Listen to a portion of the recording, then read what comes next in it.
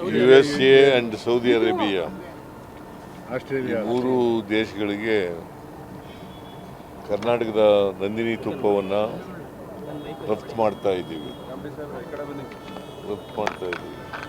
ಅಂದರೆ ತುಪ್ಪದ ಬೇಡಿಕೆ ಜಾಸ್ತಿ ಆಗ್ತದೆ. ದೇಶ ವಿದೇಶಗಳಲ್ಲಿಯೂ ಕೂಡ ಕರ್ನಾಟಕದ ತುಪ್ಪಕ್ಕೆ, ನಂದಿನಿ ತುಪ್ಪಕ್ಕೆ ಬೇಡಿಕೆ ಇದೆ. ಅದಕ್ಕೋಸ್ಕರವಾಗಿ ಕಳಿಸ್ತಾ ಇದ್ದೀವಿ. ನೀವು ನಮ್ಮ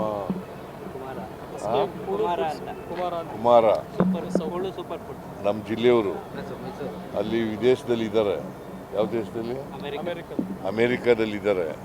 ಸೊ ಅವರು ಇದರ ಏಜೆನ್ಸಿ ತಗೊಂಡು ಮಾಡ್ತಾ ಇದ್ದಾರೆ.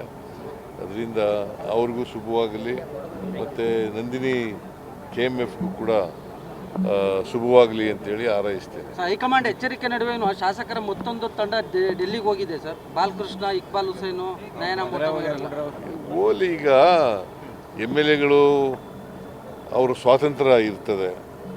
ಅವ್ರು ಏನು ಅಭಿಪ್ರಾಯ ಕೊಡ್ತಾರೆ ಅದನ್ನು ನೋಡೋಣ.